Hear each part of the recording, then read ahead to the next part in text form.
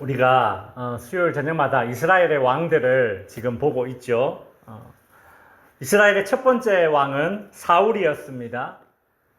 그리고 두 번째 왕은 다윗이죠. 세 번째 왕은 솔로몬입니다. 솔로몬의 아들이 르호보암이라는 사람이었는데, 이 르호보암이 이제 왕이 되려고 할 때에, 그때에 이스라엘이 남과 북으로 갈라지게 됩니다. 그래서 남쪽은 솔로몬의 아들 르호보암이 왕이 되고, 북쪽은 솔로몬의 신하였던 여로보암이 북이스라엘의 왕이 됩니다. 이름도 르호보암, 여로보암 헷갈리죠, 그죠? 둘 다 네 글자고 헷갈려요. 어느 왕이 남쪽의 왕인지 북쪽 왕인지. 그래서 이 두 명의 왕이 항상 헷갈려요. 그래서 저는 예전에 이렇게 외웠습니다. 남남북여라는 말이 있잖아요. 남남북여 들어보셨죠? 그죠? 그래서 북여, 북이스라엘은 왕 이름은 여자로 시작해요. 북여니까. 여로보암 뭐 이런 식으로 뭐 북쪽 왕 이름 알면 남쪽 왕은 자연스럽게 르호보암이니까 그렇게 외웠던 기억이 있습니다. 솔로몬의 신하였던 이 여로보암 왕은 이스라엘이 전체 12지파인데 그 중에 10개 지파를 모아서 이스라엘 땅이 이렇게 길쭉한데요. 그 가운데 이 북쪽, 이스라엘의 북쪽 땅에 자리를 잡고 10개 지파의 왕이 됩니다. 그리고 이스라엘 땅의 남쪽 지방, 그곳에는 솔로몬의 아들 르호보암이 유다 지파와 베냐민 지파, 이 두 개 지파만 이렇게 모아서 남유다라는 그런 나라가 이제 세워지는 것입니다. 지난번에 우리가 남쪽 왕 르호보암을 살펴봤으니까 오늘은 북쪽 왕 여로보암에 대해서 한번 살펴보겠습니다. 여러분, 우리나라 대한민국은 6.25 전쟁이 끝나고 나서 엄청 가난한 나라였습니다. 전쟁이 끝난 후에 이 폐허가 된 이 나라를 보면서 외국 사람들은 이렇게 이야기했어요. 아, 이제 한국은 끝났다. 한국이 다시 회복되는 데는 최소 100년은 걸릴 것이다. 그런 말을 할 정도로 이 대한민국은 6.25 전쟁 이후에 완전히 폐허더미였습니다. 실제로 이제 6.25 전쟁이 이렇게 휴전되고 남쪽과 북쪽으로 갈라진 그 상태에서 1950년도, 1960년대 그때까지만 해도 북한이 우리나라보다 2배, 3배 더 잘 살았습니다. 그러니까 1인당 경제소득이, 국민소득이 우리나라보다, 남한보다 북한이 2배 이상 높았다고 합니다.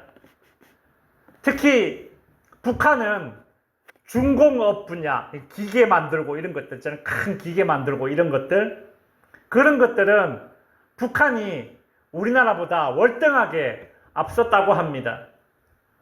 왜냐하면 남한은 전쟁 때에 대부분의 공장들이 다 파괴됐어요.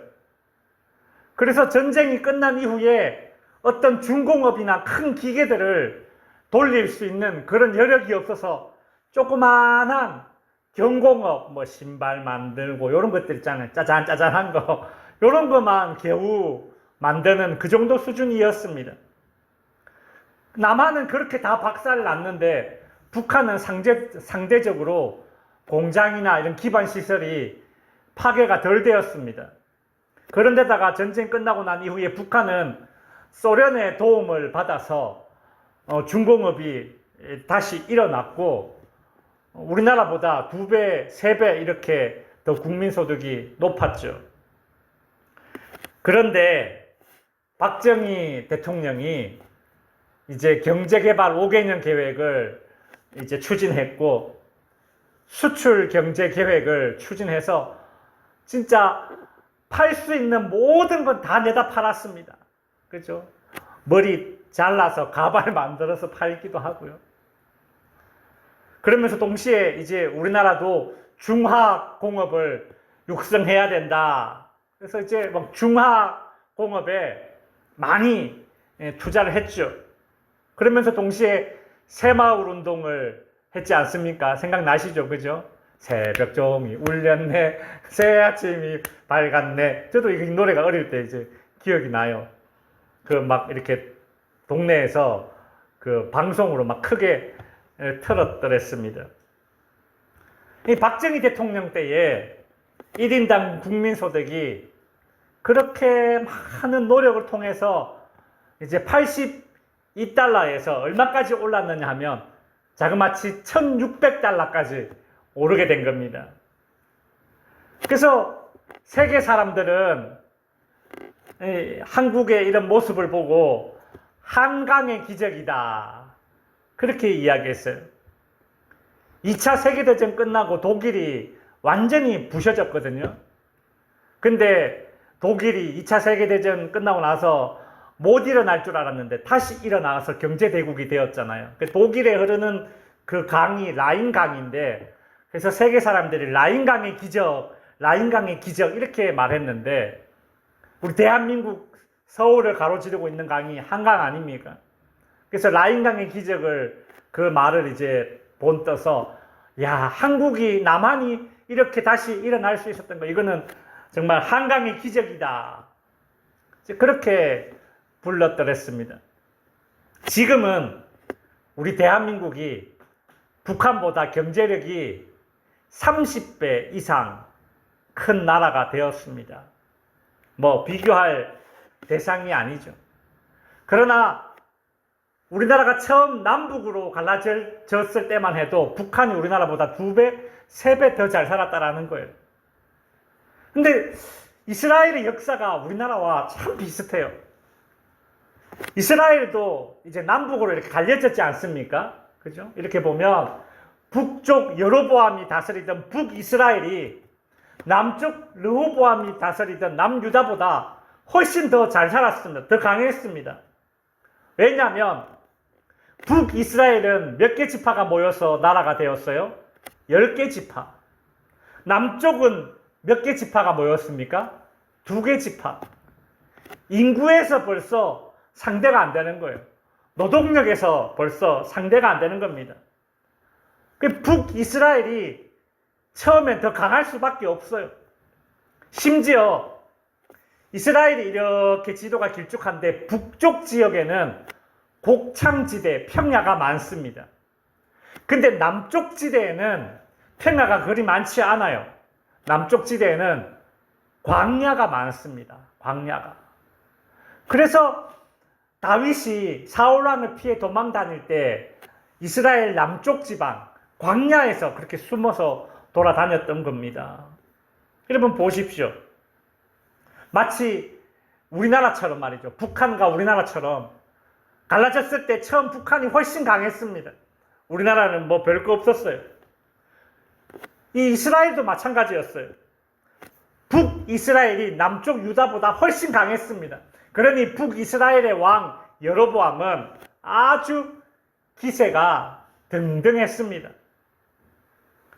북이스라엘의 왕이 된 여로보암은 왕이 되고 나서 제일 먼저 한 것이 무엇인가? 오늘 성경에 보면 25절에 보면 여로보암이 에브라임 산지에 세겜을 건축하고 거기서 살며 또 거기서 나가서 브누엘을 건축하고, 여로보암이 북이스라엘의 왕이 되고 나서 제일 먼저 한 일이 뭔가 하면 건축하는 일이었습니다.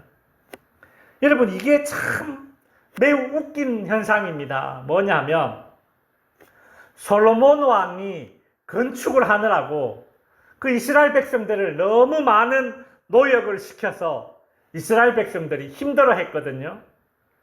그래서 솔로몬의 아들 르호보암이 왕이 되었을 때에 여로보암은 르호보암 왕에게 찾아가서 노역을 좀 줄여달라 그렇게 말했습니다. 이스라엘 백성들은 또 그렇게 말하는 여로보암이 좋죠. 그래서 북이스라엘의 왕으로 삼았더랬습니다. 그런데 정작 이 여로보암이 자신이 왕이 되자마자 무엇을 합니까? 건축을 하는 거예요.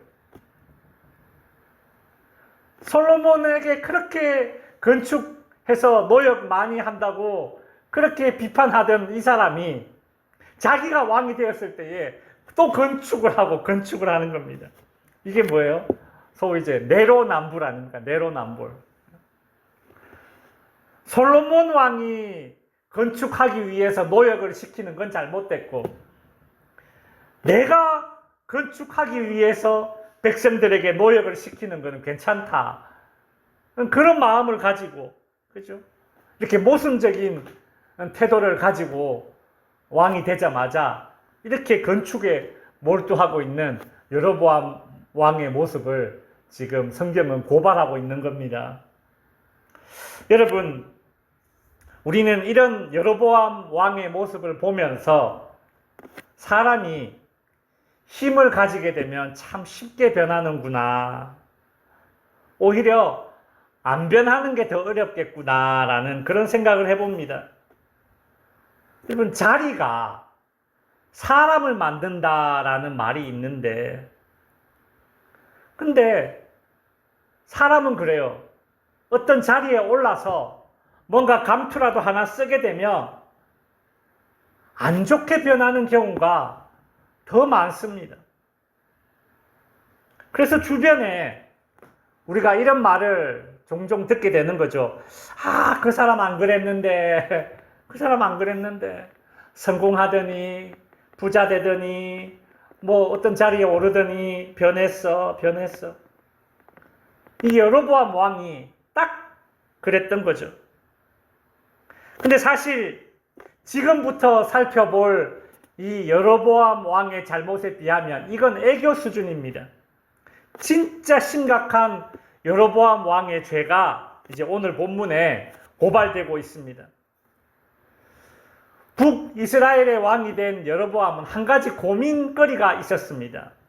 그럼 뭔가 하면 이스라엘 사람들은 성전에서 제사를 드려야 했는데, 문제는 제사를 드려야 할 성전이 어디에 있느냐? 남쪽 유다 땅에 예루살렘에 성전이 있거든요. 이스라엘 남자들은 1년에 3번 제사를 드려야 했습니다. 하나님께 제사 드리기 위해서 성전에 가야 되는데 그 성전이 지금 어디에 있어요? 예루살렘 남쪽 유다 땅에 있어요. 르호보암 왕이 다스리는 그 남쪽 땅에 있는 겁니다.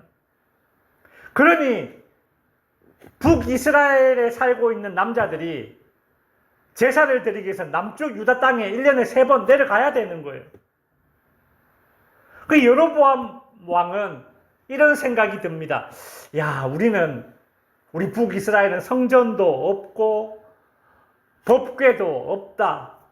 만일 이 북이스라엘 남자들이 1년에 3번씩 제사 드리기 위해서 남쪽 유다로 내려가게 되면 그 남쪽 유다의 영향을 받아서 이 북이스라엘 왕의 나에 대한 이 충성심이 약해지지 않겠는가? 사람들의 마음이 변하지 않을까? 이런 걱정거리가 있는 겁니다. 그러다가 결국은 남유다 사람들의 꾀임에 넘어가서 반란을 일으켜서 나를 죽이지는 않을까라는 그런 걱정이 생긴 거죠. 그래서 북이스라엘의 여로보암 왕이 생각해낸 것이 있으니 그것이 바로 열왕기상 12장 28절에 보시면 이에 계획하고 작정한 거야. 작정하고 한 거예요. 뭘 했느냐? 2 금송아지를 만들고 무리에게 말하기를 너희가 다시는 예루살렘에 올라갈 것이 없도다. 이스라엘아, 이는 너희를 애굽 땅에서 인도하여 올린 너희의 신들이라. 이렇게 말했다는 겁니다. 그러니까 이 여로보암 왕은 금송아지를 2개를 만들었습니다. 그래서 북이스라엘의 제일 북쪽과 북이스라엘 제일 남쪽에 금송아지를 한 마리 한 마리 이렇게 갖다 놓고, 그죠? 산당을 지어서 그곳에 금송아지를 딱 갖다 놓고서는 한다는 말이 무언가 하면, 이제 예루살렘 성전에 예배드리러 갈 필요 없다. 이 금송아지가 애굽에서 우리를 인도하여 낸 신이다. 즉, 이 금송아지가 하나님이다. 그렇게 이제 이야기를 한 겁니다.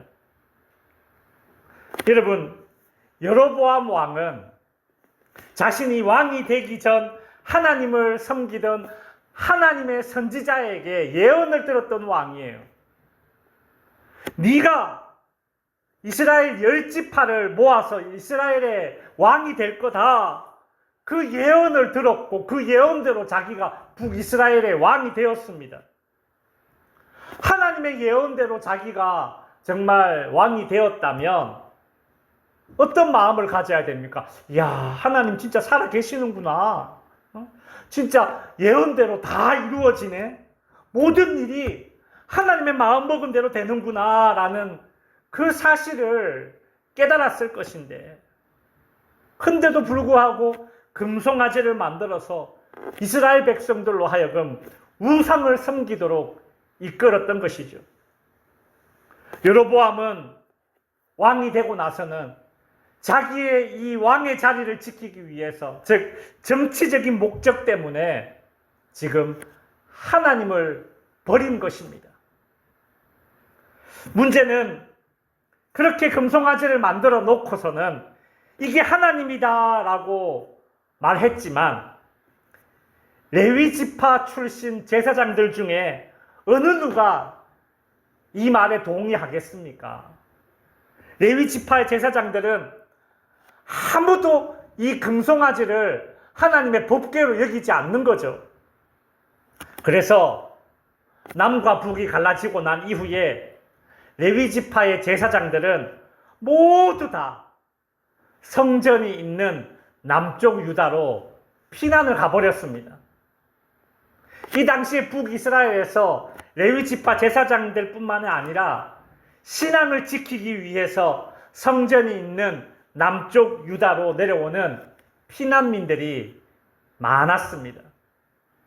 우리나라도 그렇죠. 그죠? 6.25 전쟁 끝나고 난 이후에 북한의 공산 정권이 들어서고 신앙의 자유가 없어지니까 신앙의 자유를 지키기 위해서 북한에 있던 기독교인들이 남한으로 피난 내려왔지 않습니까? 그래서 서울에 무슨 교회입니까? 경향교회, 그죠? 그리고 대구 여기에도 교회 이름 생각이 안 나는데, 하여튼 그 교회, 북한에서 피난 내려온 사람들이 대구에 와서 세운 교회입니다. 저기 부산에도 또 그런 교회 많죠. 서울에 아주 그런 교회들 많습니다. 피난민들이 세운 교회. 마치 북이스라엘 백성들 가운데 그렇게 신앙을 지키기 위해서 남쪽 유다로 그렇게 많이 피난을 내려왔다라는 겁니다. 그러니 어떤 현상이 일어나겠습니까? 이 여로보암 왕이 금송아지를 만들어 놓고 이게 하나님이다라고 그렇게 말했지만, 그 제단에서 섬겨야 할 제사장이 없는 겁니다. 레위인들 다 남쪽으로 내려가 버렸는데요. 제사를 감당할 레위인을, 제사장을 구하지를 못한 겁니다. 그래서 어떻게 했느냐? 오늘 본문 31절에 보시면 그가 또 산당을 짓고 레위 자손이 아닌 보통 백성으로 제사장을 삼았다. 이스라엘에서는 레위 자손이 성전에서 일을 하고 레위 자손에서 제사장을 감당을 했었는데, 레위 자손이 전부 다 남쪽 유다로 피난을 가버리니까 제사장이 없잖아요. 그러니까 그냥 아무나 막 시키는 겁니다. 나 제사장 할래? 그럼 그래 너 해. 이런 식으로 말이죠. 근데 어떤 사람을 주로 제사장으로 세웠을까 내가 생각을 해보니, 자기 여로보암 왕 자기에게 충성하는 사람을 왕으로 제사장으로 임명하지 않았겠습니까? 이것이 일종의 이제 성직 매매가 이제 이때 이제 시작되었다라고 보는 것이죠. 북이스라엘의 여로보암 왕이 그렇게 금송아지를 만들고 우상을 만들고 가짜 제사장들을 세우고 그렇게 이제 막 제사를 드렸는데, 그때 한 선지자가 찾아왔습니다. 그 선지자는 여로보암 왕에게 하나님이 주신 예언을 선포합니다. 지금 금송아지에게 제물을 바치는 저 가짜 제사장들 다 불에 타 죽을 것이고 여로보암 왕 당신도 불에 타 죽을 것이다. 그 증거로 네가 지금 제사 드리는 이 제단이 달라질 것이다. 그렇게 예언을 했어요. 그 예언을 듣고 화가 난 여로보암 왕은 뭐라고 얘기하느냐 하면 저놈 잡아라! 손가락질을 딱 했는데 그 순간 이 여로보암 왕의 팔이 마비가 되어서 굳어버렸습니다. 팔이 굳어버렸어요. 근데 제단은 예언대로 쩍 갈라져 버린 거죠. 그제서야 이 여로보암 왕이 저놈 잡아라 하다가 그 선지자 앞에 나와서 굽신굽신 하면서 제가 잘못했습니다. 한 번만 살려주세요. 하나님께 기도해서 이 제 마비된 팔을 좀 고쳐달라고 은혜를 좀 베풀어 주세요. 그렇게 또 굽신굽신 비굴한 모드로 나가는 거죠. 그래 이 선지자가 또 기도를 합니다. 그랬더니 이 마비된 팔이 다시 나았습니다. 여러분 그때 이 여로보암 왕은 와 진짜 하나님 살아계시네. 야 진짜 하나님 살아계시네. 그런 생각 가져야 되지 않겠어요? 하나님을 두려워하고 그죠? 근데 참 희한한 건 어떤 강렬한 기적을 체험했다고 해서 사람이 변하지 않아요. 저도 예전에 제 주변에서 정말 엄청난 기적을 체험한 사람들을 몇몇 보았거든요. 저는 그 사람들 정말 예수 잘 믿을 줄 알았습니다. 예수 안 믿어요. 집에 대나무를 세우더라고요. 그렇게 강렬하게 하나님을 체험하는 기적을 그 사람이 다리가 이렇게 오그라들어서 다리를 못 피는 사람이었는데 저 어릴 때 시골에서 부흥회를 했는데 또 목사님이 와가지고 막 기도하고 하니까 이 다리가 이렇게 오그라진 사람이 다리가 펴졌거든요. 그래 나올 때는 양쪽에서 이렇게 번쩍 들어가지고 들고 나와갔는데 기도해가지고 고쳐가지고 갈 때는 걸어갔단 말입니다. 그 사람이. 저는 진짜 야 이 사람 그 정도 되면 뭐 교회 권사도 하고 막 그래야 되잖아요. 필요 없어요. 얼마 뒤에 집에 대나무 세우더라고요. 대나무 세우는 게 무슨 말인지 알죠? 네, 무당 점쟁이 된 거예요. 야, 여러분 강렬한 어떤 그런 기적을 체험했다고 해서 그 사람 변하는 게 아니에요. 이 여로보암 왕이 그렇게 강렬한 하나님을 능력을 체험했는데 그 순간에 또 그 짧은 순간에 잔머리를 싹 굴립니다. 어떻게 하느냐면 열왕기상 13장 7절에 보면 이 여로보암 왕이 선지자에게 이렇게 말해요. 왕이 하나님의 사람에게 이르되 나와 함께 집에 가서 쉬라. 내가 네게 예물을 주리라.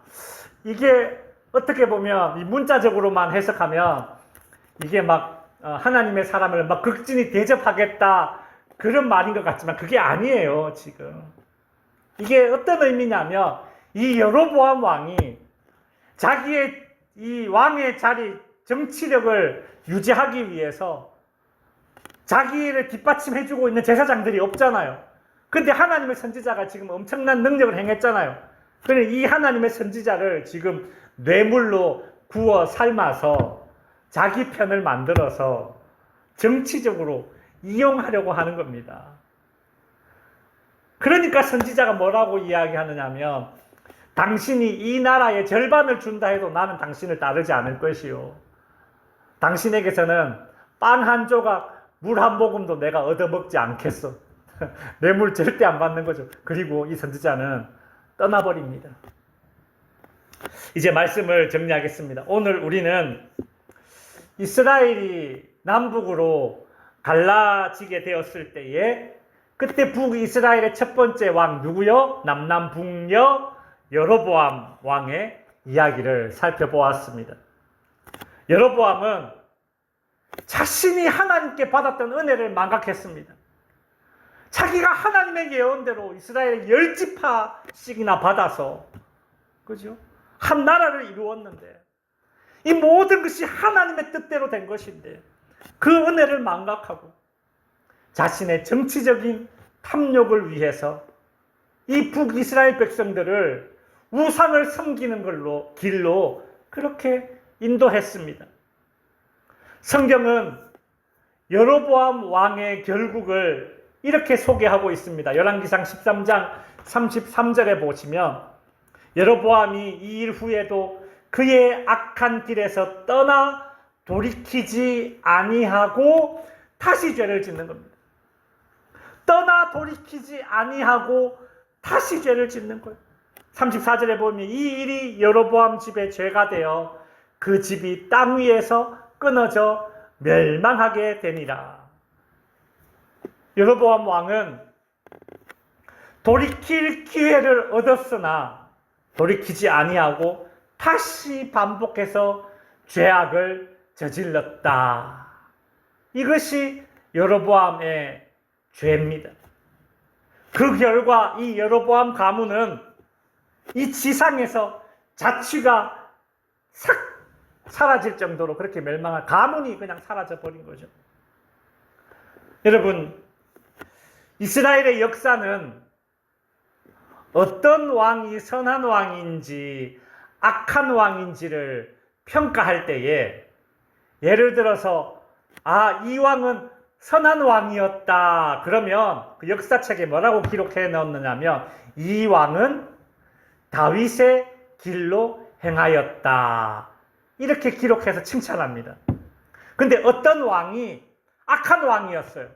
그러면 어떻게 기록을 남기느냐 하면 어떤 왕은 여로보암의 길로 행하였다라고 역사책에 기록해서 영원히 남기는 것입니다. 여러분, 이게 어떤 의미냐면 우리가 사기 잘 치고 거짓말 이렇게 잘하는 그런 사람을 보면 아이고 이 봉이 김선달 같은 놈아 그렇게 얘기하잖아요. 그게 뭡니까? 사기꾼 하면 봉이 김선달이 딱 떠오르잖아요. 그죠? 마찬가지로 이 여로보암 왕은 이스라엘 사람들에게 후손 대대로 악한 왕의 대명사가 되어버린 것입니다. 얼마나 이것이 창피하고 굴욕적인 그런 별명이 되는 것이죠.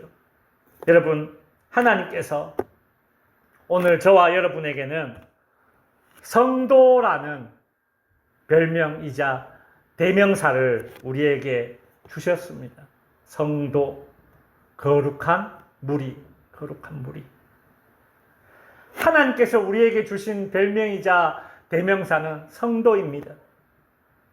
이 성도라는 별명을 우리에게 주셨음을 기억하고 신앙을 타협하지 않고 다윗의 길로 걷게 되기를 주님의 이름으로 축원드립니다. 기도하겠습니다.